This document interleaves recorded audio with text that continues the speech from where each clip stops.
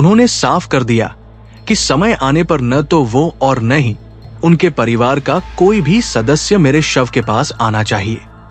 उसके साथ लगातार गाली गलौज, मेरी सांसों के बारे में ताने, मेरे बेटे से बिछड़ने का दर्द, अदालत में जज की हंसी का मजाक उड़ाना और झूठे आरोपों के कारण मेरे माता पिता को जो परेशानी का सामना करना पड़ा, ये वो बोझ थे जो मैंने ढोए थे।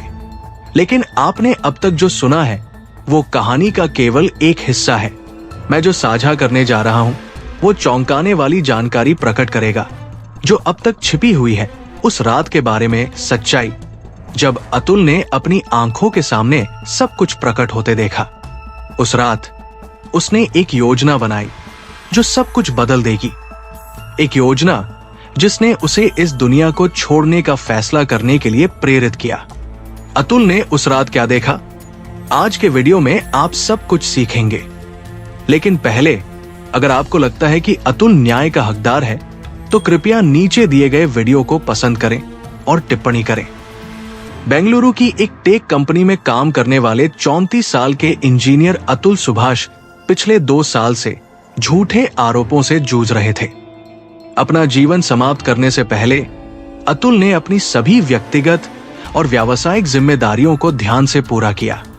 उन्होंने एक विस्तृत चेकलिस्ट छोड़ी और 90 मिनट के वीडियो के साथ 24 पेज का नोट तैयार किया, जिसमें उनकी दुखद कहानी और उनके साथ हुए अन्याय का वर्णन किया गया था। अतुल ने 1 महीने पहले ही अपने अंत की योजना बना ली थी। उन्होंने अपने सभी काम पूरे किए, अपने कार्यालय और अपने परिवार दोनों के लिए यह सुनिश्चित करते हुए कि कोई भी लंबित कार्य पीछे नहीं छोड़ा गया था। उनकी चेकलिस्ट को 3 भागों में विभाजित किया गया था, जिसमें उनके अंतिम दिन और यहां तक कि उनके अंतिम क्षणों के कार्य भी शामिल थे। अपनी जान लेने से पहले उसने किसी भी दुरुपयोग को रोकने के लिए अपने फोन से फिंगरप्रिंट और चेहरे की पहचान सुविधाओं को हटा दिया। अपने अंतिम दिन अतुल ने सावधानी पूर्वक अपनी योजना का पालन किया। उसने नहाया, अपनी कार, बाइक और कमरे की चाबी फ्रिज पर रखी और नोट को एक टेबल पर रख दिया। उन्होंने अपने भाई, वकील, परिवार और एक एनजीओ को विदाई संदेश भेजे। उन्होंने उच्च न्यायालय और सर्वोच्च न्यायालय को शिकायतें भी ईमेल की, जिसमें परिवार अदालत के न्यायाधीश के व्यवहार का विवरण दिया गया था। अपने अंतिम नोट में अतुल ने बताया कि कैसे उनकी पत्नी निकिता सिंघानिया और उनके परिवार, जिसमें उनकी मां निशा सिंघानिया भी शामिल थी, ने उन्हें इस ब्रेकिंग पॉइंट पर धकेल दिया। उन्होंने एक घटना को याद किया जहां अदालत में उन्होंने उल्लेख किया कि झूठे मामले पुरुषों को आत्महत्या के लिए प्रेरित कर रहे थे। जवाब में उनकी पत्नी ने उनका मजाक उड़ाते हुए पूछा कि उन्होंने अभी तक ऐसा कदम क्यों नहीं उठाया है।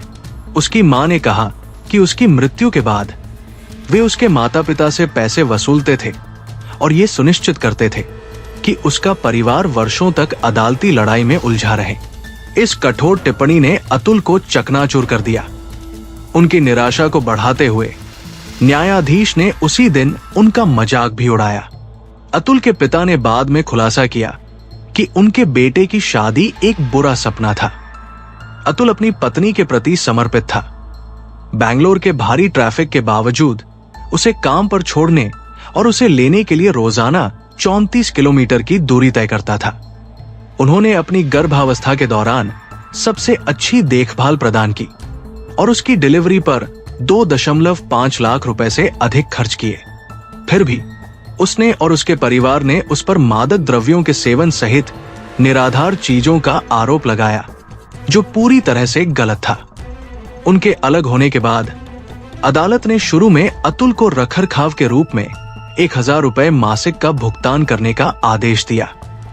बाद में इसे बढ़ाकर 40,000 रुपए कर दिया गया और अंततः बकाया राशि को 80,000 रुपए तक बढ़ा दिया गया। जब अतुल ने मामले को निपटाने के लिए 5 लाख रुपए की रिश्वत देने से इनकार कर दिया तो जज ने उसकी याचिका खारिज कर दी। अदालत में उनकी यात्राएं तेजी से निरर्थक हो गई क्योंकि सुनवाई में अक्सर देरी होती थी। कोविड-19 महामारी के दौरान अतुल की पीड़ा और बढ़ गई। उनकी पत्नी के परिवार ने 16 लाख रुपए का ऋण मांगा, जबकि पहले ही उनसे 50 लाख रुपए ले लिए गए थे। जब अतुल ने इनकार कर दिया तो उन्होंने उसे अपने बेटे से बात करने से रोक दिया। ब्रेकिंग पॉइंट तब आया जब निकिता और उनके परिवार ने 3 करोड़ रुपए की मांग की। अतुल ने यह कहते हुए मना कर दिया कि कोई भी इस तरह की अनुचित मांगों को पूरा नहीं कर सकता है। जवाब में उसकी सास ने धमकी दी कि वे उसके पूरे परिवार से पैसे वसूल लेंगे। इस अथक उत्पीड़न ने अतुल को पूरी तरह से असहाय महसूस कराया। अपने अंतिम संदेश में अतुल ने पुरुषों को कानूनों के दुरुपयोग और झूठे मामलों से बचाने के लिए कानूनी सुधारों की अपील की। उन्होंने आशा व्यक्त की कि उनकी दुखद कहानी बदलाव की आवश्यकता पर ध्यान देगी। उनके निधन के दिन अतुल का शव बैंगलोर के मराठाहल्ली इलाके में उनके घर में पाया गया था। उन्होंने अपने पीछे 24 पन्नों का एक नोट और समाज के लिए कई सवाल छोड़े हैं। उनके पिता पवन सुभाष ने अपने बेटे के खोने पर शोक व्यक्त किया और बताया कि कैसे अतुल का जीवन लालच और शोषण पर बने विवाह से बर्बाद हो गया था। अतुल की कहानी अनियंत्रित दुरुपयोग के परिणामों और अधिक संतुलित कानूनी प्रणाली की तत्काल आवश्यकता की दुखद याद दिलाती है। अगर आपको लगता है कि अतुल न्याय के हकदार हैं, तो कृपया इस वीडियो को लाइक, शेयर और कमेंट करें। धन्यवाद।